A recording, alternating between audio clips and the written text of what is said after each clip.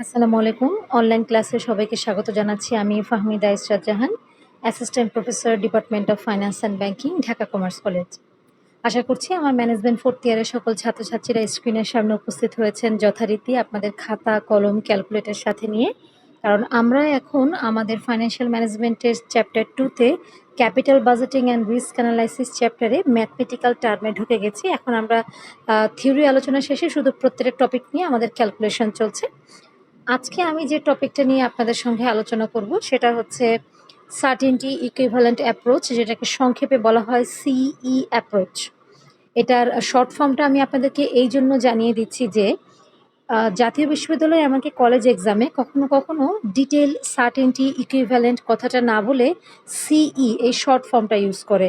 That's why আমি আপনাদেরকে দুটো ফর্মই জানিয়ে দিলাম। একটা হচ্ছে সার্টেনটি ইকুইভ্যালেন্ট অ্যাপ্রোচ, কিংবা এটাকে অন্যভাবে বলা যেতে পারে সিই অ্যাপ্রোচ। তো এই অ্যাপ্রোচ অ্যাপ্লাই করে আমরা যে ক্যালকুলেশনটা শিখবো সেটা হচ্ছে এনপিভি ক্যালকুলেশন। আমি আপনাদেরকে আগেই বলেছিলাম এই চ্যাপ্টারে যে আমরা এখানে রিস্ক অ্যানালাইসিসের জন্য বেসিক্যালি এনপিভি ক্যালকুলেশন করব। সেখানে বিভিন্ন অ্যাপ্রোচের আন্ডারে আমরা এনপিভি ক্যালকুলেশন করব, যেমন সার্টেনটি ইকুইভ্যালেন্ট অ্যাপ্রোচের আন্ডারে আমরা এনপিভি ক্যালকুলেট করা শিখব।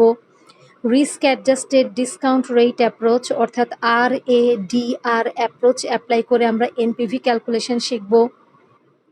Without adjusting discount rate approach apply করে আমরা এনপিভি ক্যালকুলেশন শিখব।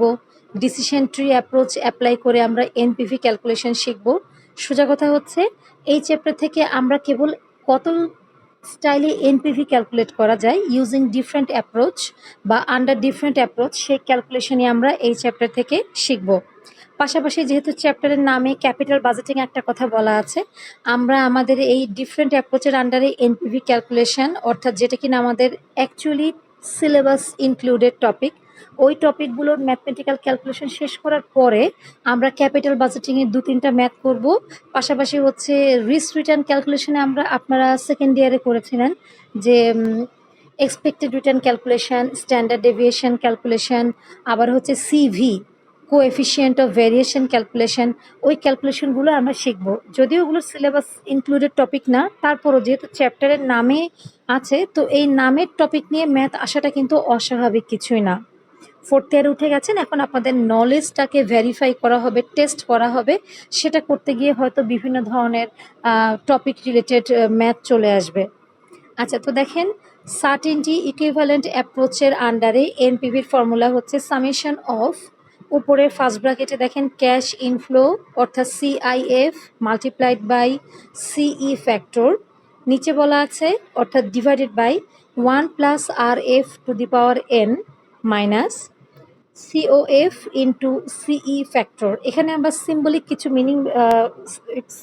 কিছু কি বলে এটাকে চিহ্ন বা আমরা টার্ম ইউজ করেছি। তো এই সিম্বলিক টার্মগুলোর ফুল মিনিংটা কি সেটা আমরা নিচে একটু দেখে নিচ্ছি। দেখেন CIF বলতে মিন করছে ক্যাশ ইনফ্লোস, সিই ফ্যাক্টর দিয়ে মিন করছে সার্টেনটি ইকুইভ্যালেন্ট ফ্যাক্টর। দেখেন ফার্স্ট ব্র্যাকেটে লেখা আছে will be given in the question. তার মানে আমরা নর্মালি তো জানি একটা কোয়েশ্চেনে ক্যাশ আউটফ্লো দেয়া থাকে, কয়েকটা ইয়ারের ক্যাশ ইনফ্লো দেয়া থাকে, পাশাপাশি প্রত্যেকটা ইয়ারের ক্যাশ ইনফ্লোর সিই ফ্যাক্টর বা সার্টেনটি ইকুইভ্যালেন্ট ফ্যাক্টর কত সেটাও আপনারা কোয়েশ্চেনে পাবেন। তার মানে ক্যাশ আউটফ্লো, ক্যাশ ইনফ্লো আর সিই ফ্যাক্টর এগুলোর ওয়ার্কিংস করে বের করার কিছুই নাই, এগুলো ডিরেক্টলি আপনারা পেয়ে যাবেন। এরপর দেখেন বলা আছে RF equals to risk free rate, এটার আর একটা নাম হচ্ছে ট্রেজারি রেট। যে নামেই থাকুক না কেন এটার মিনিং হচ্ছে RF। এবার COF equals to cash outflows, N দিয়ে মিন করছে নাম্বার অফ ইয়ার। আপনারা কয়েক মুহূর্তের জন্য ফর্মুলাটা একটু ভালো করে দেখে নেন, কারণ এরপর আমি স্লাইড সরিয়ে ফেলে আমরা একটা কোয়েশ্চেনে যাব। তো কোয়েশ্চেনটা শুরু করার আগে আমি যেটা নর্মালি কলেজে করি আপনাদেরকে বলি যে এই হচ্ছে ফর্মুলা, এই হচ্ছে সাংকেতিক চিহ্নগুলোর মানে, আপনারা কয়েক মুহূর্তের জন্য একটু ফর্মুলাগুলোতে চোখ বুলিয়ে নেন, যেটা আমি সচরাচর বলি। তো এবার আপনারা স্ক্রিনের দিকে কয়েকটা মুহূর্তের জন্য একটু চোখটা বুলান, তারপরে আমি স্লাইডটা সরিয়ে দিয়ে আমরা ম্যাথে চলে যাব। কারণ হচ্ছে বোর্ডে যখন আমি করতাম তখন কিন্তু এক সাইডে কোশ্চেন থাকতো আর এক সাইডে সলিউশন থাকতো, আপনারা অ্যাট এ গ্লেন্স কোশ্চেন এবং সলিউশন দেখে কম্পেয়ার করতে পারতেন কি হচ্ছে কি না হচ্ছে। বাট যেহেতু আমরা এখন এক একজন এক এক প্রান্তে বসে অনলাইন ক্লাসগুলো অ্যাটেন্ড করছি, তাই আমার মনে হয় কি খুব দ্রুত না গিয়ে আমরা বোঝার চেষ্টা করি, আমরা স্লো মোডে গিয়ে আমরা ম্যাথটাকে আয়ত্ত করি। তো একটু ভালো করে দেখেন। আমি আশা করছি যেইটুকু সময় আপনাদের সাথে আমি কথা বলেছি ওইটুকু সময় আপনারা চোখ বুলিয়ে নিয়েছেন। তাহলে যখন আমি সলিউশন করব সেখানেও ফর্মুলা দেয়া থাকবে, জাস্ট সাংকেতিক চিহ্নগুলো আপনাদেরকে একবার দেখে নিতে বলেছিলাম। তো আমি এবার স্লাইড চেঞ্জ করছি, আশা করছি আপনারা দেখে নিয়েছেন। দেখেন একটা কোয়েশ্চেন আছে, প্রবলেম 1, প্রজেক্ট কস্টস টাকা 50,000। একটা প্রজেক্টে যদি ইনভেস্ট করা হয় সেখানে ইনভেস্টেড অ্যামাউন্ট বা ক্যাশ আউটফ্লো বা ইনিশিয়াল ইনভেস্টমেন্ট, তিনটা কথা বলেছি। ইনভেস্টেড অ্যামাউন্ট বা ক্যাশ আউটফ্লো বা ইনিশিয়াল ইনভেস্টমেন্ট, এটা সিম্বল হচ্ছে COF, অনেকে কিন্তু NCO দিয়েও শিখছেন, তাতে কিন্তু কোনো ক্ষতি নাই। ইকুয়ালস টু টাকা 50,000। It is expected to generate the following cash flows, অর্থাৎ ওই প্রজেক্টে যদি 50,000 টাকা ইনভেস্ট করা হয় তাহলে ওই প্রজেক্ট থেকে নিম্নোক্ত ক্যাশ ইনফ্লোগুলো হতে পারে। ইয়ার ওয়ানে ক্যাশ ইনফ্লো হতে পারে 32,000, যার সিই ফ্যাক্টর বা সার্টেনটি ইকুইভ্যালেন্ট ফ্যাক্টর হচ্ছে 0.9। ওই প্রজেক্ট থেকে ইয়ার টুতে ক্যাশ ইনফ্লোজ হতে পারে 27,000, যার সিই ফ্যাক্টর বা সার্টেনটি ইকুইভ্যালেন্ট ফ্যাক্টর হচ্ছে 0.6। ইয়ার থ্রিতে ক্যাশ ইনফ্লো হতে পারে 20,000, যার সিই ফ্যাক্টর বা সার্টেনটি ইকুইভ্যালেন্ট ফ্যাক্টর হতে পারে 0.5। ইয়ার ফোরে ক্যাশ ইনফ্লো হতে পারে 10,000, যার সিই ফ্যাক্টর বা সার্টেনটি ইকুইভ্যালেন্ট ফ্যাক্টর হচ্ছে 0.3। দেখেন স্ক্রিনে প্রথমে দেওয়া আছে ক্যাশ আউটফ্লো যেটা হচ্ছে 50,000, এরপরে 4 ইয়ারের 4টা ক্যাশ ইনফ্লো দেওয়া আছে, প্রত্যেকটা ক্যাশ ইনফ্লোর সাথে সিই ফ্যাক্টর দেওয়া আছে। আচ্ছা, এরপরে দেখেন নিচে কি বলেছে, if the risk free rate is 5% and discount rate is 12%। এখানে দুটো রেট দেওয়া আছে, একটা হচ্ছে রিস্ক ফ্রি রেট আর একটা হচ্ছে ডিসকাউন্ট রেট। কখনো কখনো এই ডিসকাউন্ট রেট কথাটা না বলে কস্ট অফ ক্যাপিটাল কথাটা বলতে পারে, সো একই জিনিস। দেন ক্যালকুলেট এনপিভি ইউজিং সিই অ্যাপ্রোচ, অর্থাৎ calculate NPV using certainty equivalent approach and comments whether the project should be accepted or not. আপনাকে কমেন্টস করতে বলেছে সিই অ্যাপ্রোচ অ্যাপ্লাই করে এনপিভি ক্যালকুলেট করে যে এই প্রজেক্টটা অ্যাকসেপ্ট করা উচিত কিনা, অর্থাৎ এই প্রজেক্টে ইনভেস্ট করা উচিত হবে কিনা। আমি আপনাদের শুরুতেই বলে রাখি যে এনপিভি যে অ্যাপ্রোচের আন্ডারেই ক্যালকুলেট করা হোক না কেন সিস্টেমটা সেম, অর্থাৎ এনপিভির অ্যান্সার যদি পজিটিভ হয় that particular project should be accepted, আর এনপিভির অ্যান্সার যদি নেগেটিভ হয় that particular project should be rejected. ঠিক আছে, এরপরে দেখেন আমরা এখানে সলিউশনে চলে এসেছি।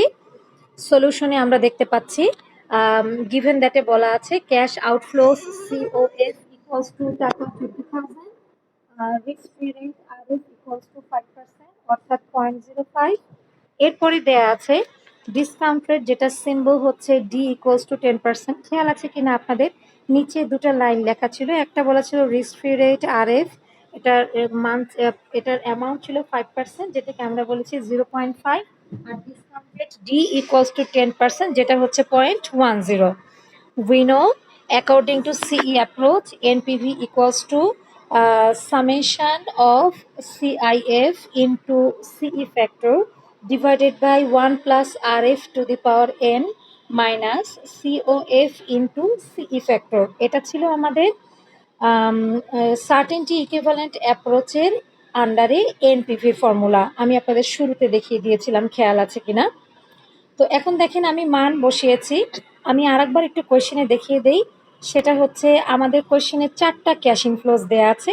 ইয়ার ওয়ানে 32,000, ইয়ার টুতে 27,000, ইয়ার থ্রিতে 20,000, ইয়ার ফোরে দেওয়া আছে 10,000। প্রত্যেকটা ক্যাশ ইনফ্লোর আন্ডারে অর্থাৎ প্রত্যেকটা ক্যাশ ইনফ্লোর সামনে সার্টেনটি ইকুইভ্যালেন্ট ফ্যাক্টরও দেওয়া আছে। আমি কিন্তু স্লাইডটা বারবার সরাবো না, আপনারা একটু দেখেন। আমি আপনাদেরকে 1 মিনিট সময় দিচ্ছি, স্লাইডটার দিকে ভালো করে তাকিয়ে থাকেন, আমি 1 মিনিট পরে কথা বলবো, আপনারা ভালো করে দেখেন। 1 মিনিট পরে আমি আমার স্লাইড সরিয়ে ফেলবো, ঠিক আছে? এরপরে বারবার স্লাইড সরানোটা পসিবল হবে না।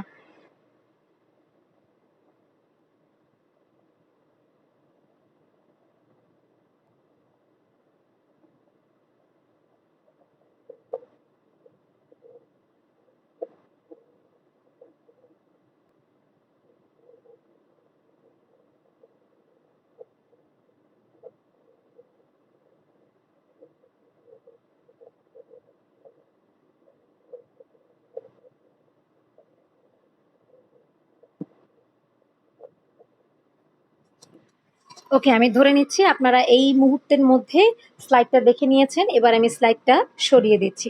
দেখেন,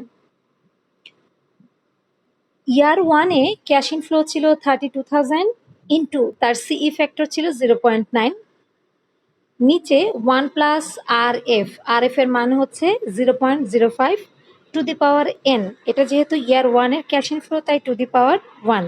আপনাদেরকে একটা কথা আমি এর মাঝে বলেছি কিনা খেয়াল নেই, যদি না বলে থাকি আমি রিপিট করছি। সেটা হচ্ছে সার্টেনটি ইকুইভ্যালেন্ট অ্যাপ্রোচের আন্ডারে যদি এনপিভি ক্যালকুলেট করতে বলে, সেখানে কস্ট অফ ক্যাপিটাল বলতে আমরা রিস্ক ফ্রি রেটকে অর্থাৎ আরএফকে মিন করি। নর্মালি আপনারা জানেন এনপিভির ফর্মুলা হচ্ছে উপরে সিআইএফ, নিচে হচ্ছে 1+k⁴n মাইনাস সিওএফ, তাই না? কিন্তু এখানে দেখেন এই অ্যাপ্রোচে চেঞ্জ কোথায়? সিআইএফ এর সাথে সিই ফ্যাক্টর গুণ করেছি, সিওএফ এর সাথে সিই ফ্যাক্টর গুণ করেছি, আর কে এর জায়গায় আমরা আরএফ লিখে দিয়েছি। এই হচ্ছে টোটাল চেঞ্জটা। আমার মনে পড়ে আমি লাস্ট ক্লাসে এটা নিয়ে ডিসকাস করেছিলাম, তারপরও আরেকবার একটু মনে করিয়ে দিচ্ছি। কেউ যদি লাস্ট ক্লাসটা মিস করে থাকেন তাহলে এই ক্লাসটা আপনাদের জন্য যথেষ্ট হেল্পফুল হবে। এবার সেকেন্ড ইয়ারে ক্যাশ ইনফ্লো হচ্ছে 27,000 ইন্টু তার সিই ফ্যাক্টর হচ্ছে 0.6, যেখানে আমি উপরে গুণ করে দিয়েছি, ডিভাইডেড বাই 1 প্লাস আরএফ এর মান হচ্ছে 0.05 টু দি পাওয়ার, এটা যেহেতু ইয়ার 2 এর ইনফরমেশন তাই two the power 2, plus year 3 এর ক্যাশ ইনফ্লো হচ্ছে 20,000 ইন্টু তার সিই ফ্যাক্টর হচ্ছে 0.5 ডিভাইডেড বাই 1 প্লাস আরএফ এর মান 0.05 টু দি পাওয়ার, এটা যেহেতু ইয়ার 3 এর ইনফরমেশন তাই টু দি পাওয়ার 3। আমি আশা করছি আপনারা বুঝতে পারছেন। তারপরও যদি প্রবলেম হয় অবশ্যই আমার সঙ্গে যোগাযোগ করবেন। প্লাস লাস্ট ইয়ার 4 এর ক্যাশ ইনফ্লো হচ্ছে 10,000 ইন্টু তার সিই ফ্যাক্টর হচ্ছে 0.3 ডিভাইডেড বাই 1 প্লাস আরএফ এর মান হচ্ছে 0.05 টু দি পাওয়ার, এখানে যেহেতু ইয়ার 4 এর ইনফরমেশন আছে তাই টু দি পাওয়ার হবে 4, minus cash outflow. Cash outflow দেখেন আমি গিভেন দ্যাটের উপরে দিয়ে দিয়েছি সিওএফ ইকুয়ালস টু টাকা 50,000 ইন্টু আমি কি বলেছিলাম আপনাদেরকে যে ক্যাশ আউটফ্লোর যদি সার্টেনটি ইকুইভ্যালেন্ট ফ্যাক্টর দেয়া থাকে তবে সেটা দেয়া থাকবে 1.00, আর যদি দেয়া নাও থাকে তাহলে আপনারা বুঝে নেবেন এটার সার্টেনটি ইকুইভ্যালেন্ট ফ্যাক্টর হচ্ছে 1.00। কারণ হচ্ছে ক্যাশ আউটফ্লোর সিই ফ্যাক্টর অলওয়েজ 1 হয়, ক্যাশ ইনফ্লোর সি ফ্যাক্টর 1 হতে পারে, 1 এর কম হতে পারে, 1 এক্সিট হয় না, কিন্তু ক্যাশ আউটফ্লোর সি ফ্যাক্টর একটাই, সেটা হচ্ছে 1.00 বা 1। এবার আমরা ক্যালকুলেশন কিভাবে করেছি সেটা একটু বলে দেই। ওপরে দেখেন একটা ইয়ার বলে দিচ্ছি, বাকিগুলো আপনারা বুঝতে পারবেন ইনশাল্লাহ। উপরে দেখেন 32,000 এর সাথে 0.9 আমরা মাল্টিপ্লাই করেছি, করে অ্যান্সারটা হয়েছে 28,800 divided by 1 plus 0.05 to the power 1, কিংবা 1 প্লাস 0.05 যা 1.05 তাই আপনারা এখানে প্লাস লিখলেও কিন্তু ক্ষতি হবে না, two the power 1 plus second ইয়ারে কী করেছি 27,000 এর সাথে 0.6 গুণ করেছি, অ্যান্সার হয়েছে 16,200 ডিভাইডেড বাই নিচে 1.05 টু দি পাওয়ার 2। একইভাবে ইয়ার 3 এর ক্ষেত্রে 20,000 এর সাথে 0.5 মাল্টিপ্লাই করেছি, অ্যান্সার দাঁড়িয়েছে 10,000 ওপরে আর নিচে হচ্ছে 1.05 two the power 3, plus last year 4 এ আমাদের ক্যাশ ইনফ্লো ছিল 10,000, তার সি ফ্যাক্টর ছিল 0.3, তো 10,000 এর সাথে 0.3 মাল্টিপ্লাই করে আমরা পেয়েছি 3,000 ডিভাইডেড বাই 1.05 টু দি পাওয়ার 4, ঠিক আছে, মাইনাস 50,000 এর সাথে 1.00 গুণ করলে 50,000ই হয়। এবার আমরা এই চারটা গুণ করে ক্যালকুলেট করেছি, করার পরে আমাদের টোটাল অ্যান্সার দাঁড়িয়েছে 53,229 মাইনাস ক্যাশ আউটফ্লো 50,000।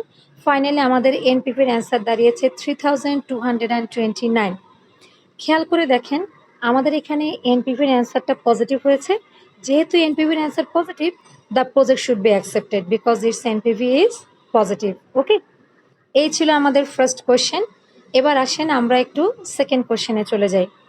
সেকেন্ড কোয়েশ্চেনে দেখেন দুটা প্রজেক্টের ইনফরমেশন আছে। ভালো করে কোয়েশ্চেনটার দিকে 1 মিনিট পর্যবেক্ষণ করবেন, প্রবলেম 1 এর মতো। 1 মিনিট আপনাদের দেখা শেষ হয়ে গেলে আমি এটার সলিউশন শুরু করব। আপনারা পারবেন আগেরটার মতোই, জাস্ট ওখানে ছিল একটা প্রজেক্ট, এখানে হচ্ছে দুটা প্রজেক্ট। কোশ্চেনটা দেখেন, 1 মিনিট পরে আমি কথা বলবো, আপনারা কোশ্চেনটার দিকে ভালো করে তাকান।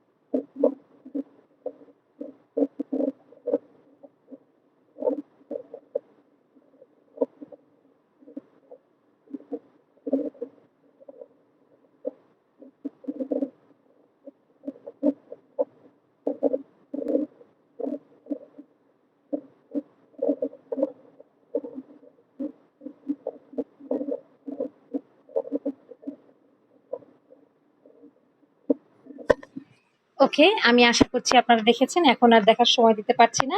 আমি একবার একটু ব্রিফ দিচ্ছি। দুটা প্রজেক্ট দেওয়া আছে, একটা হচ্ছে প্রজেক্ট এ, একটা হচ্ছে প্রজেক্ট বি। প্রজেক্ট এ এরও ক্যাশ আউটফ্লো 60,000 টাকা, প্রজেক্ট বি এরও ক্যাশ আউটফ্লো 60,000 টাকা। আচ্ছা, এবার কি বলেছে, considering 10% cost of capital and risk free rate is 5%। এখানে দুটা পার্সেন্টেজের ইনফরমেশন আছে, একটা হচ্ছে কস্ট অফ ক্যাপিটাল, একটা হচ্ছে রিস্ক ফ্রি রেট। যেহেতু আমাদের এখানে সার্টেনটি ইকুইভ্যালেন্ট অ্যাপ্রোচ অ্যাপ্লাই করতে হবে, তাই 10% কস্ট অফ ক্যাপিটালটা আমরা অ্যাডিশনাল ইনফরমেশন হিসেবে ধরে নেব। এটা আমাদের এখানে কোথাও ইউজ হবে না বা অ্যাপ্লাই করা হবে না। এটা একটা অতিরিক্ত ইনফরমেশন। কখনো কখনো স্টুডেন্টদেরকে কনফিউজ করার জন্য একটু অতিরিক্ত দু একটা ইনফরমেশন দিয়ে দেওয়া হয়। So you have no need to be worried about it. দেখেন কি বলেছে, calculate NPV under CE approach, মানে সার্টেনটি ইকুইভ্যালেন্ট অ্যাপ্রোচের আন্ডারে আপনাকে এনপিভি ক্যালকুলেট করতে বলেছে। অ্যান্ড কমেন্টস, আপনাকে কমেন্টস করতে বলেছে that which project should be accepted. কোন প্রজেক্টটা আপনি অ্যাকসেপ্ট করবেন সেটা আপনাকে কমেন্টস করতে বলেছে। তাহলে আমি আশা করছি প্রজেক্ট এর আন্ডারে 5 রকমের 5টা ক্যাশ ইনফ্লো আছে এবং প্রত্যেকটা সি ফ্যাক্টর আছে, এটা আপনারা এই 1 মিনিটে দেখেছেন। প্রজেক্ট বি এর আন্ডারে 5টা ক্যাশ ইনফ্লো আছে, তবে সবগুলোই সেম, তবে প্রত্যেকটার সিই ফ্যাক্টর আলাদা, এটাও আপনারা দেখে নিয়েছেন।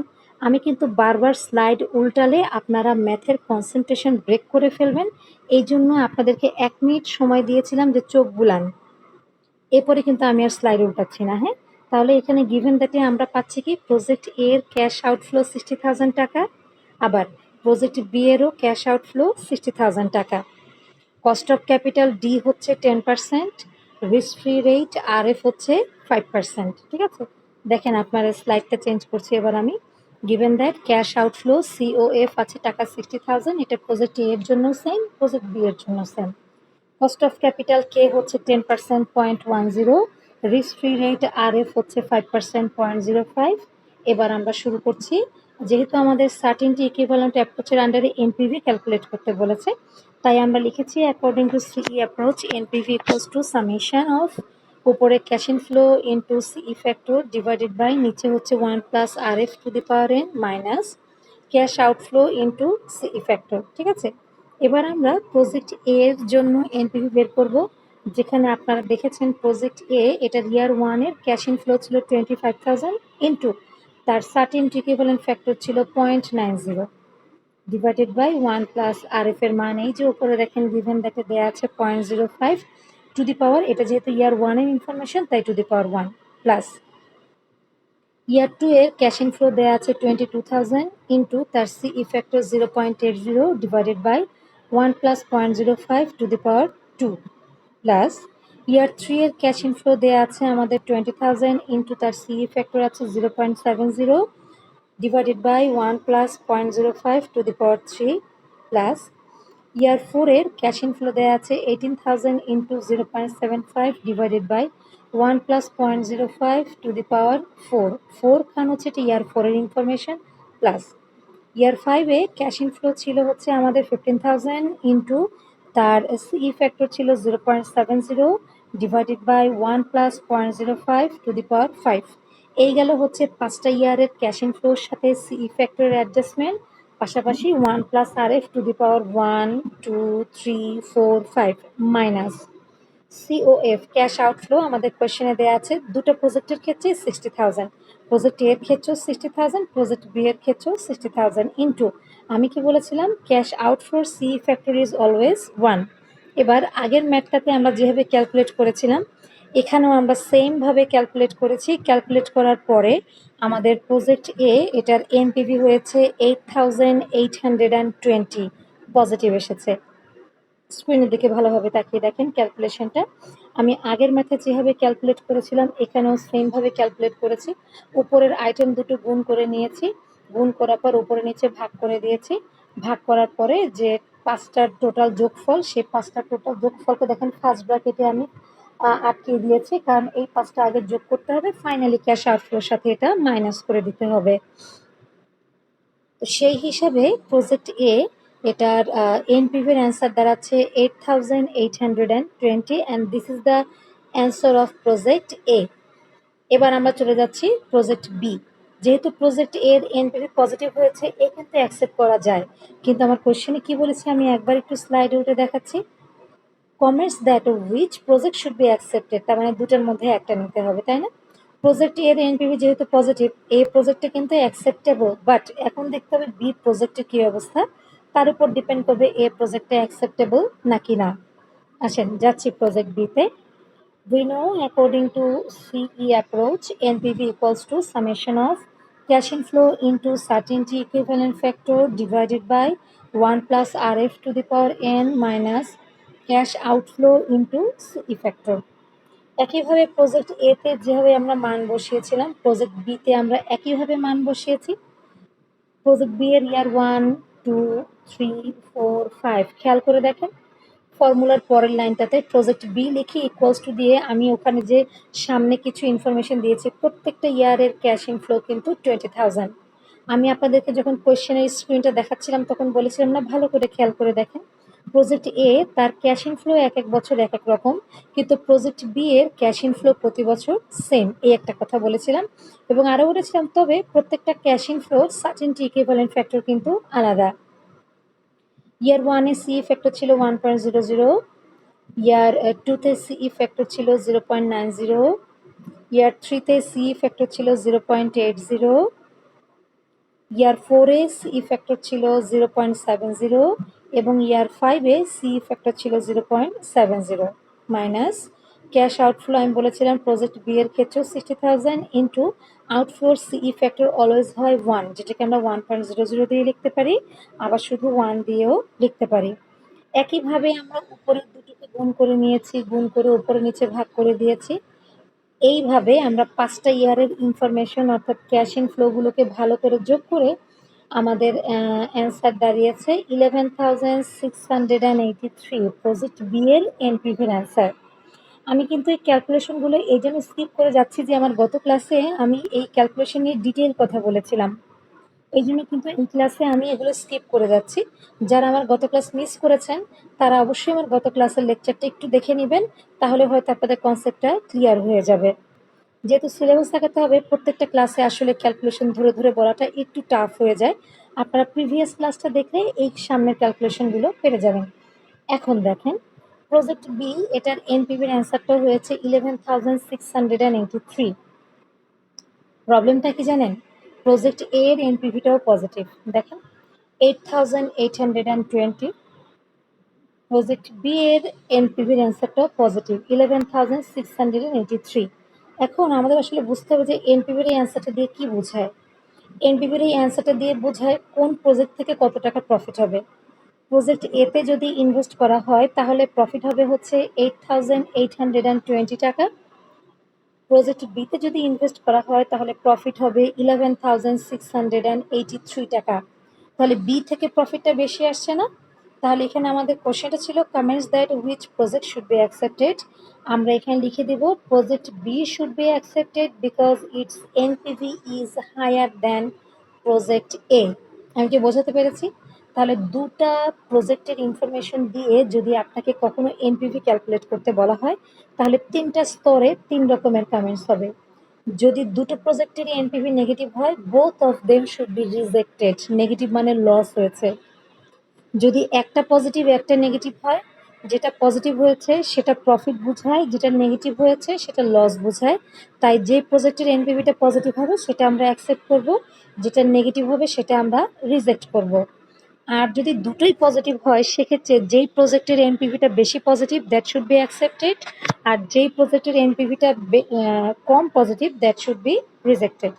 তো আমাদের এই কোশ্চেনে আমরা দেখতে পাচ্ছি সলিউশনে প্রজেক্ট এ এর চাইতে বি এর এনপিভিটা বেশি পজিটিভ, তার মানে বি থেকে প্রফিট বেশি পাচ্ছি। সো কমেন্টসটা হবে project B should be accepted because its NPV is higher than project A. তো এই ছিল আমাদের আজকের আলোচনা। আমরা আমাদের নেক্সট ক্লাসে যাওয়ার আগে একটু কি করব সেটা বলার আগে আপনাদেরকে একটু বলে দিচ্ছি যে আমরা আসলে কি কি শেষ করেছি। সেটা হচ্ছে আমরা সার্টিনটি ইকুইভ্যালেন্ট অ্যাপ্রোচের আন্ডারে ক্যালকুলেশন শেষ করেছি। Risk adjusted discount rate approach অর্থাৎ RADR অ্যাপ্রোচের আন্ডারে ক্যালকুলেশন শিখে ফেলেছি। উইদাউট অ্যাডজাস্টিং ডিসকাউন্ট রেট অ্যাপ্রোচের আন্ডারে এনপিভি ক্যালকুলেশন শিখেছি। আমরা ইনশাল্লাহ আগামী ক্লাসে যদি সুযোগ পাই তাহলে ডিসিশন ট্রি অ্যাপ্রোচ এর আন্ডারে এনপিভি ক্যালকুলেশন শিখে ফেলবো। তো ততদিন পর্যন্ত ভালো থাকবেন, সুরক্ষিত থাকবেন। আর this is the end of this class for today. Thank you for being with us. See you in the next class. ততদিন পর্যন্ত ভালো থাকবেন, সুস্থ থাকবেন। সবাইকে আমার আগামী ক্লাসের আমন্ত্রণ জানিয়ে আজকের লেকচার এখানে শেষ করছি। আল্লাহ হাফেজ, আসসালামু আলাইকুম।